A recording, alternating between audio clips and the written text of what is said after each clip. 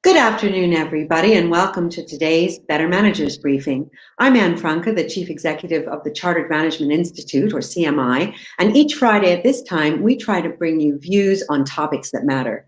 And today, I'm delighted to be joined by two experts. The first is Sally Penni.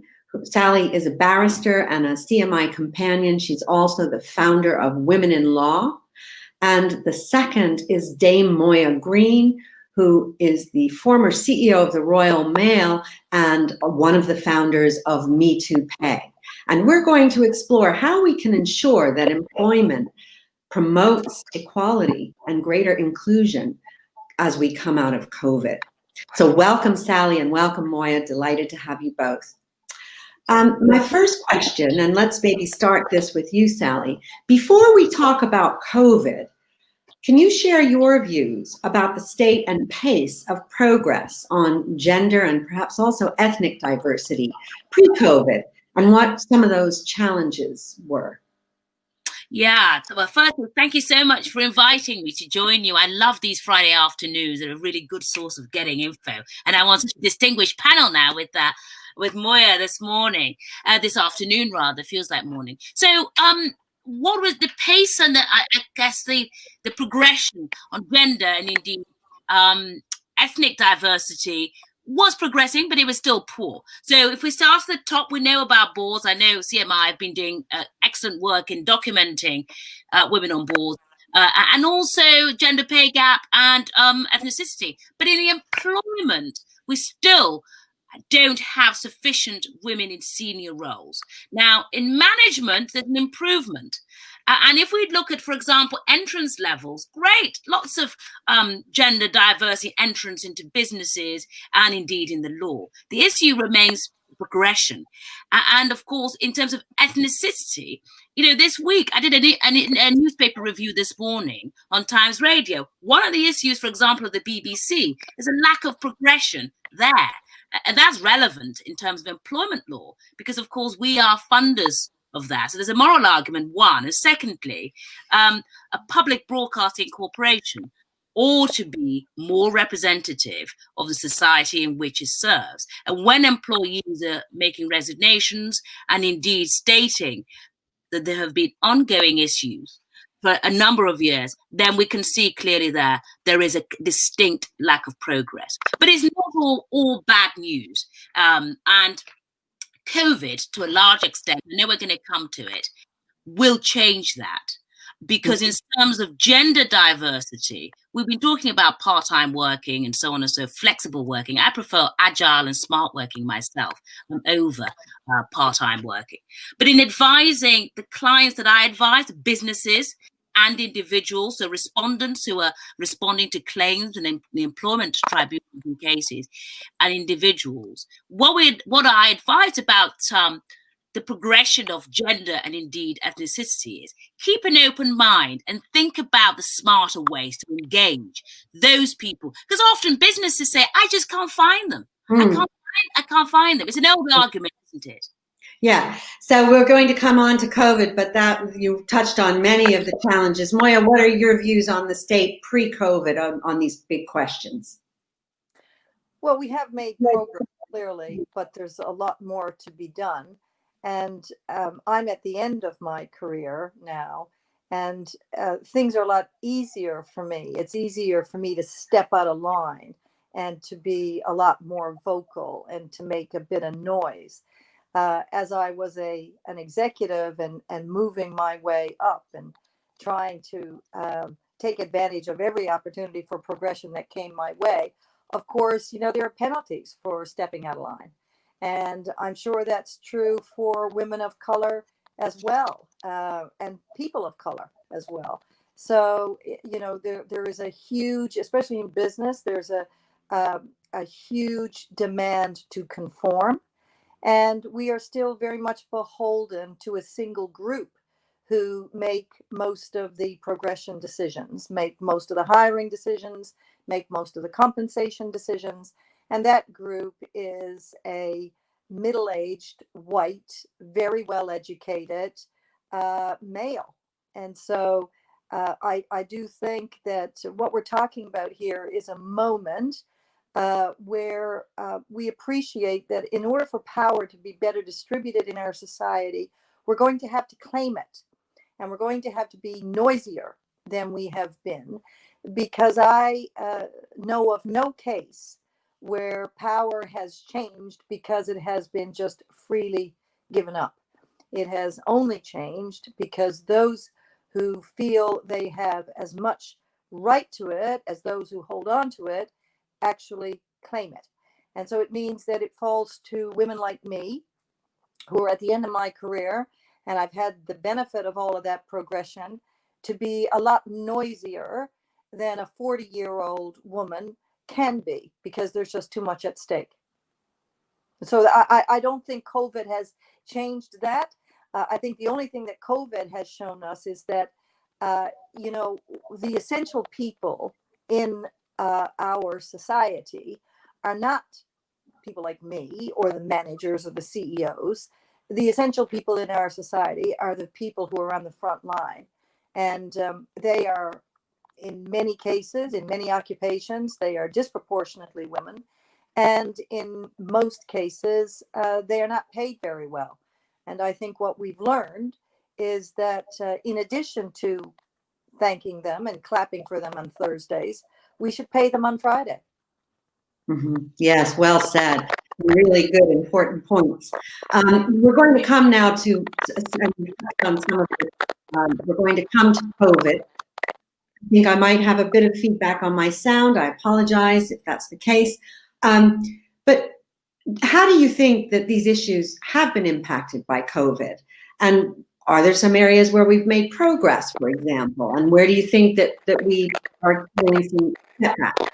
Do you think perhaps the government could be doing more to support either the pay of the frontline workers, or indeed childcare, which is an essential ingredient for many women? And have employers done enough? Maybe Moya, do you want to kick that off, and then we'll go to Sally? Of course, we look to government. They can always do better. Of course, we look to employers. They can always do better. But basically, I think we have to change attitude. We have to change attitudes, and that will cause everybody to do better. And, childcare is an essential part of full participation in society and in the labor force, not just for women, but for men too. One nice thing that I read, and I don't know, I hope it's not just Canada, but one nice thing I read is that while women are still bearing the lion's share of the childcare responsibilities, men have picked up more than they used to during this COVID time. So it says to me that if men can get more flexibility, if they don't have to be present all the time, inside the family unit, younger men are prepared to pick up more of the slack. But that doesn't change the fact that eventually, we're going to be able to rely on technology only so much. We are going to have to be in the offices sometimes. And that means we need quality childcare, and it has to be affordable. And mostly it has to be affordable for those women who don't make a lot of money. I was always very fortunate. I could afford to pay for childcare. I made a lot of money. I was a professional woman. But if you're not making a lot of money, especially in this country, childcare is exorbitant if you can find it. So to me, it's a critical ingredient of a social compact to allow everybody to in the workforce.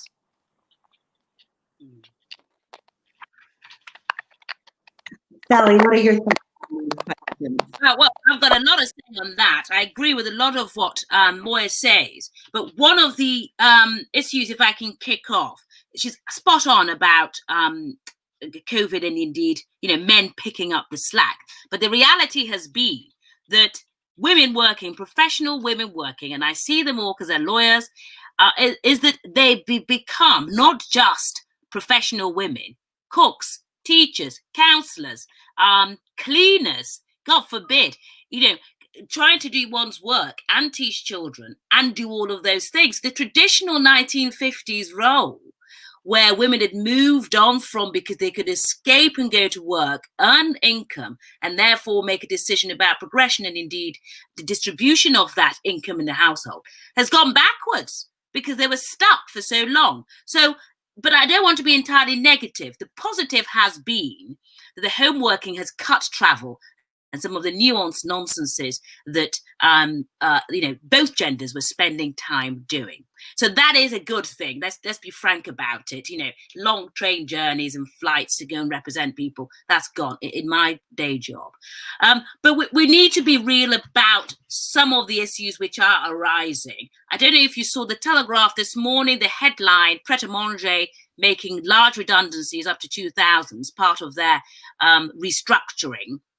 And so redundancies, and that's because there's been a lack of ghost. There's a prominence of ghost offices, so people not in city centres, the real estate going down, but in truth, therefore, workers not buying from places like sandwich shops. Now, I don't want to trivialise it. We all love Pret, of course, on a moral argument. We all love the avocado sandwiches, but the reality is, if we can balance the gains we've made, the small gains we've made through the working from home, then we need to grasp it because it will see itself in the progression of women. The downside is we need to rethink how we work in the first place, rethinking the office places. Why did we have offices, actually? Why, there are lots of law firms who are not renewing their leases. That's it. They've just put an end to it. Yep, quite a lot. Not just in Manchester where I am, but in London. And that's it. People will work from home. Lots of them, nobody's returning to the office spaces till at least January. So that is a detriment to the economy. So of course the government can do more. But one of the things it hasn't been doing, for example, is, pregnancy. My children are a bit older now, but pregnant and screwed. The government didn't make sufficient provisions for those women who were professional women, pregnant and were off. There was no provision for them. So I think there is a case coming in the main. But we need to take advantage of some of the gains, which is the use of the technology and rethinking the office spaces, which comes with it the management of those people and teams, which I know, I'm a companion of CCMI, but I'm biased, but I do read a lot of the blogs and indeed the information. We need to think about how we manage those people working from home now and whether they, in fact, are protected from being the vulnerable when one looks at restructuring. Because, employers will look at the people who they see more frequently in the office to progress and promote. But those they don't see very often will not. So they will become more vulnerable and more susceptible to the large redundancies that are coming in furlough. So I've got So Sally, you're touching on so much there, and you're actually touching on the very next thing I wanted to you both to get into, which is as we return to work for many of the reasons you've both highlighted, our research shows that more people feel women will be disadvantaged during that return into the office for all the reasons you've both said. Why do you think that is? You've mentioned because more men will be present in offices, but what steps can we take to mitigate this in terms of whether it's legislation, whether it's, as Moya said, attitudes from employers or processes, and indeed individual behaviors? So what can we do to address this to make sure it doesn't happen? Moya, what do you think? It's a very hard one, Anne, because I'm older than both of you, and presenteeism was a very big deal when I was progressing up the corporate ladder.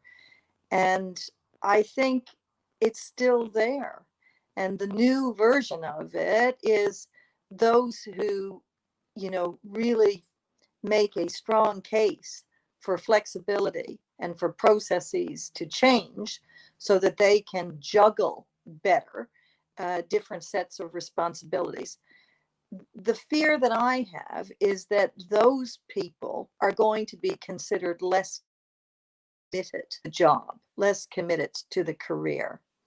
And when the time comes to make decisions about who stays and who goes, I'm afraid that old attitudes are going to die hard. So, as much as I would say women have to really campaign for change and they have to be on the lookout for old attitudes, it's a good thing that in many corporations, the HR leadership is female. And so they are at the table. They're well placed to say, look, this is a form of unconscious bias as well. If you simply make a decision on the basis of whether or not you see the person around the water cooler as to how committed they are to their career, that's a form of unconscious bias. So if we can rely upon the HR directors to bring the managers who are disproportionately still, sadly, the short. But at the same time, I do think that we are going to have to play the game a bit, just like we always have had to play the game. And the other thing I would say is that while getting out of that commute is a wonderful thing, I'm out in Gerrards Cross, and for me to get to central London was a royal pain in the backside. But so it is a wonderful thing. And one of my boards, you have to go up to Luton Airport to do, and nobody wants to do that. Nobody, even on a good day, you don't want to do that. And so we've managed to get through and have decent board meetings without doing that. However, there are still a lot of people out there who would, as between the commute and being stuck in their bedrooms in front of their, laptop, they would take the commute a couple of days a week. So it's not going to be the same color for everybody. We have to be on our guard. It's a kind of unconscious bias to assume that someone is not committed to their career if they are clamoring for flexibility. And just like we have had to do in other aspects of equal participation, we're going to have to clamor for it. Yeah, it's a great point. And don't promote on the basis of presenteeism, I think, is an incredibly important point that we can slip into. Sally, what are your thoughts about what we need to do to mitigate this?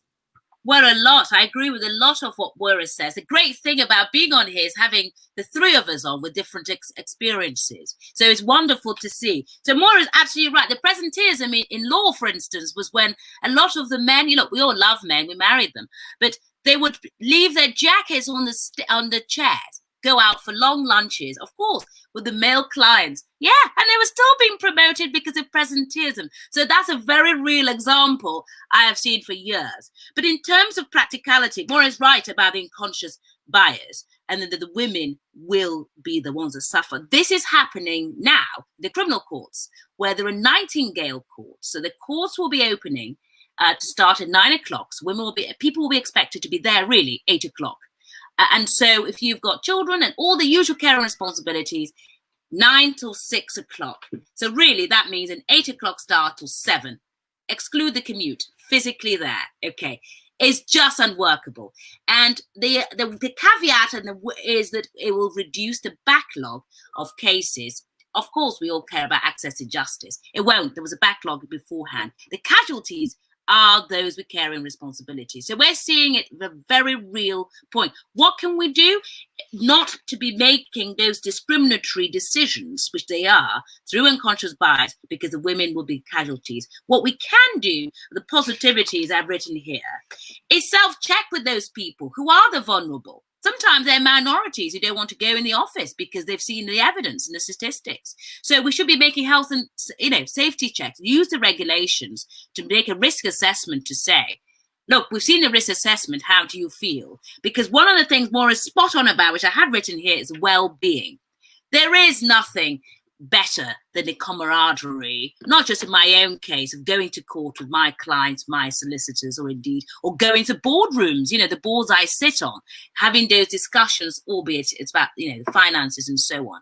So we need to look at the well-being of those people who may have a box bedroom that they've been working at day in, day out, but actually would prefer perhaps a 3 to 2 day in the office type work, in a safe environment. Absolutely. Yeah, and maybe patterns, Anne, maybe shift patterns. People go in, some people go in till 2, that you reduce the numbers if they've got the option, and how we manage those. I think that's the crucial here. HR point is great, but are they, HR is dominated by women, I agree, but often are they women with power? In law firms, HR directors, have they got what I call teeth? So they've got real power, and because often they know this, but they don't have the support of partners or equity partners or those in the firms to come through. So I think self-checking, do the self-assessment, ask the individuals, and actually not making the assumption, because sometimes, look, we do want to escape from our children, the women with the care responsibilities. Yeah, let's be real. I've got 3. I do want to escape from them. Yes. And this has taught us a lot. Absolutely. Well, those are some great thoughts from both of you. By the way, we're going to go to questions in a moment. If you have a question, please put it in the chat box on the YouTube stream. So we've answered so many of the questions I was going to ask you, but before we open up, I just want to go to this question. What advice would you give to an individual manager or leader, perhaps somebody on this call, who feels they have been especially hard hit by this pandemic or feel unfairly treated in how their return to work is being handled? Moya, what are you going to tell them to do?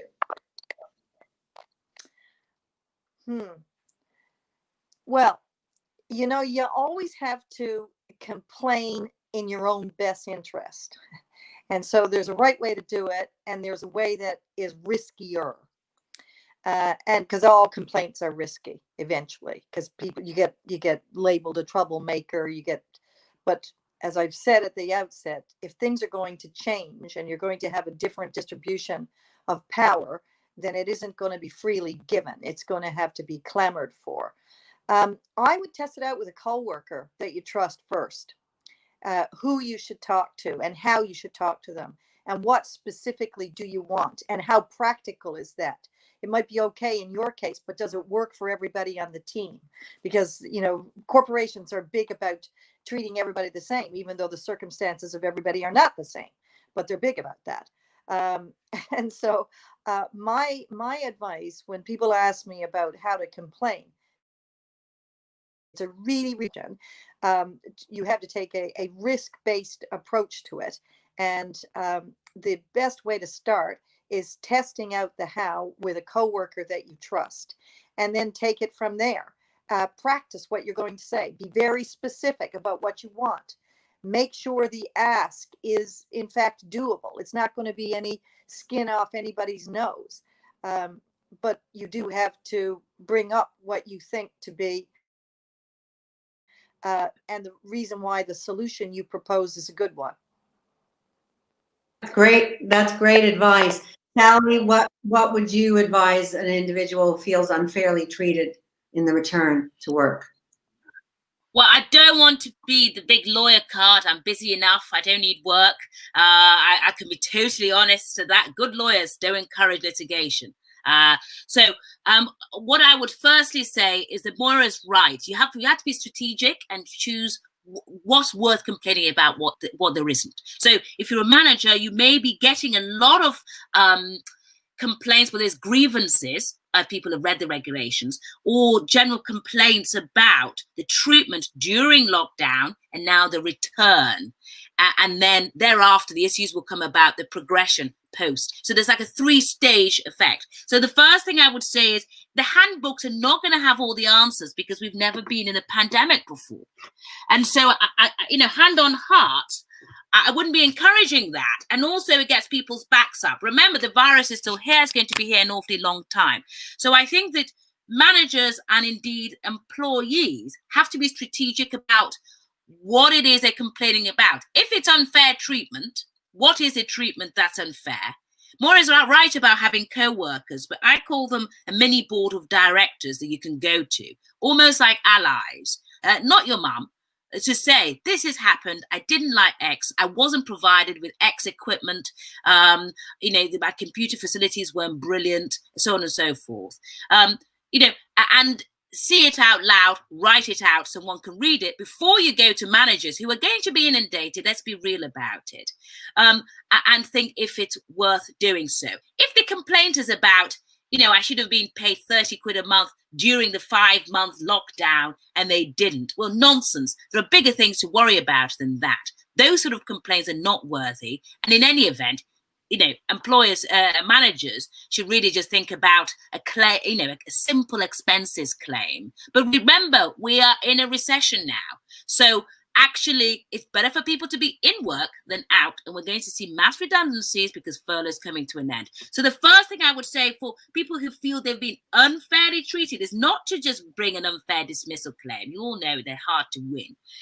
But make a list of what the treatment is and how it's been unfair to you. Secondly, look at the grievance.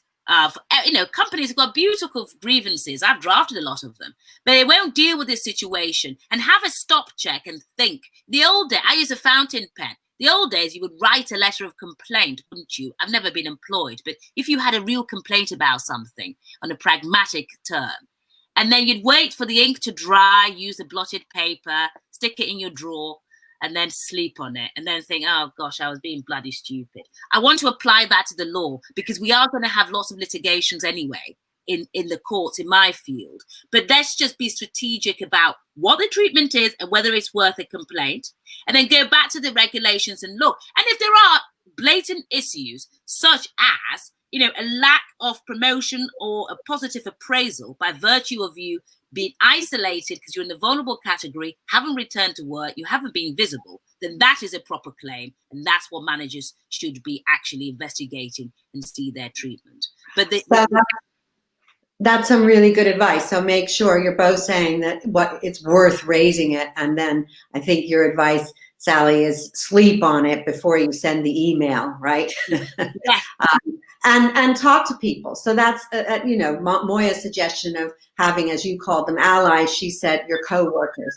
So we're going to open it up for questions now. Our first one is from Jess. And she says, do you have any ideas on how to manage a digital divide post-COVID if we are looking at options for more enhanced flexible working? I hope this doesn't mean that those who are struggling with access to appropriate tech do not have their hands forced in returning to work. So I think what she's saying is, are we going to have those in the office and those remote, a sort of, two-tier system with those in the office making all the calls? Moya, what do you think about that?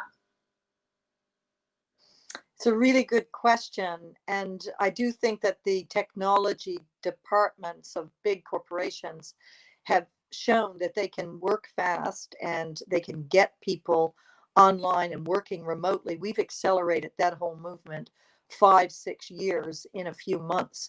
But it is going to be a cost for corporations to have equally strong technology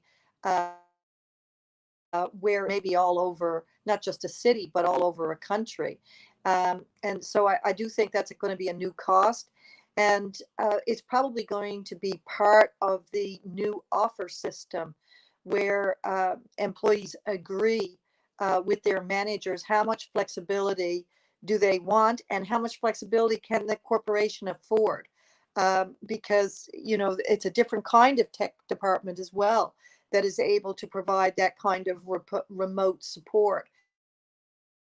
And I'll realize that, and I have realized because I'm doing all my boards now remotely, and I have done since March. And the signals in, I'm not in Azerbaijan. I'm 10 miles outside of London, and you will lose the signal on a pretty regular basis. And so our broadband technology as a nation is going to be really challenged to accelerate task. So this is going to be a very big issue. As much as we want to alleviate the strain on the transport system, and as much as we want to give people flexibility, it's going to be a bigger technology cost that will be shared between big corporations and the government to try to get technology that is up to the challenge. And from an individual point of view, all of those individuals aggregating together, I do think that we're going to have to see technology departments organized in a different way and with budgets that are different and bigger than what they are today. Sure. Sally, what are your thoughts on those in the office versus those remotely, better technology, but what else in behavioral terms do we need to watch out for? I think that managers are going to have a real issue here. Because we are going to be in a two-tier system. So managers are going to almost need an extra meetings to coin the two. Of course, we don't want to have that, but I think it's inevitable. We need better technologies, which is investment. And lots of firms, small businesses to SMEs to large firms, don't have the money. Not even in the big law firms. They're quite good and they're coping with it. But actually, we are going to have it. So I think managers need to be key players in this. And that's going to mean, as Moya says, a mix of the two. So you're going to need, from Monday morning meetings with everybody digitally to Wednesday to Friday, so that everybody's singing on the same tune. Because the isolated people who are working from home with a poor technology, which is a whole other issue, because we have been promised all this super broadband, haven't we, for years, that has never materialized. But we do need to think about that. So I think managers are key players here. I think that they're going to, I know from one big law firm, I shan't name them, but the partner spends most of her time phone calls to employees, checking on how they are. And actually her job is billing hours, and she says it's exhausting. I've done webinars every week of the pandemic, and I hear it all from the top down. So I think managers are key players, where managers are going to need to think a little out of the box about what technology is required, when it's required, and how to manage face-to-face meetings. Remember those team bonding kind of occasions that firms have? Probably going to need more of those and more outdoor spaces. So that the home, but also an eye on productivity. I've read quite a lot of reports that during the pandemic, productivity was high. It was done by a legal recruitment law firm. And I'd be interested to see how it is now that we've got the option. What is the evidence really? Are people still being productive? And how do we progress from it? Yeah, that's a great point. Well, we are running out of time. There has come a question from Mark that I'll ask you both really briefly to comment on, because I know that we've heard this before.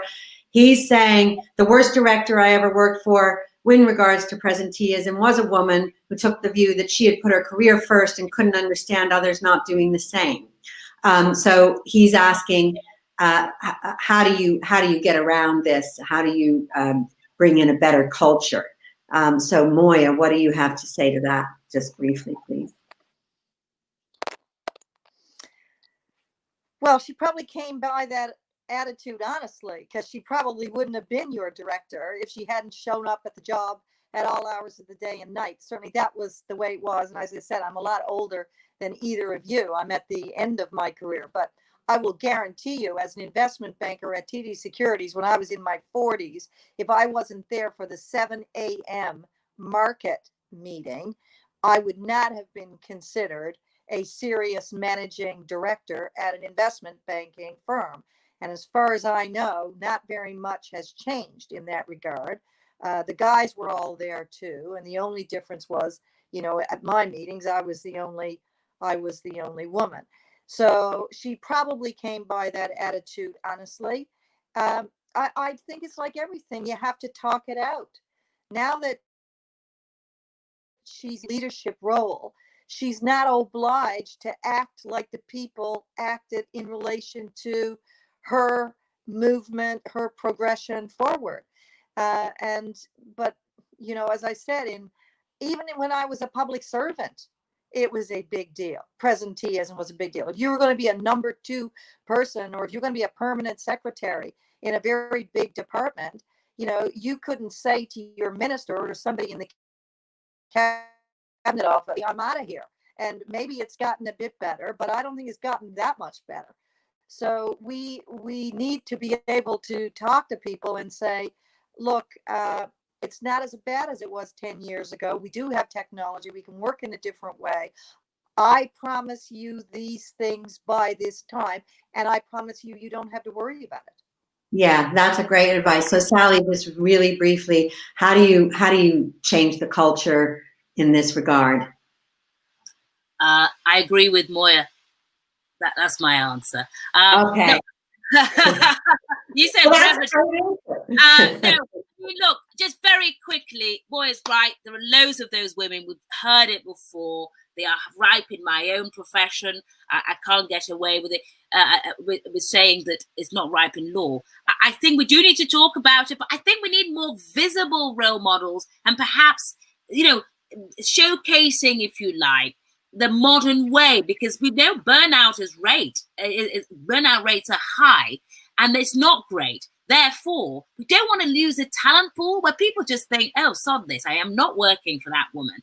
She's dreadful and I can't cope, because we can't afford to. We need every man and his dog to get the economy going. So the time for allowing, you know, good employees to leave and that sort of leadership has to be now, when we have to talk about it. And I think that, you know, the men have to take a responsibility themselves as well, and be saying to those sort of managers and directors, actually our workforce, you know, the culture here is very different to that before. We haven't reached it. Moya's right. We haven't reached it. We haven't reached it in law. We haven't reached it in business. But I think it's important for all of us to be talking about it and taking active responsibility. So let's communicate, let's clamor, as Moya said, let's be that little bit noisier, but still be nice. How about that? And try and change things. But thank you both very much. Incredibly wise advice from both of you. Lovely to see you. If you've enjoyed today and you're not a member of the CMI community, please click on that link that you're going to see in a moment and do join us. Thank you and take care. Thank you.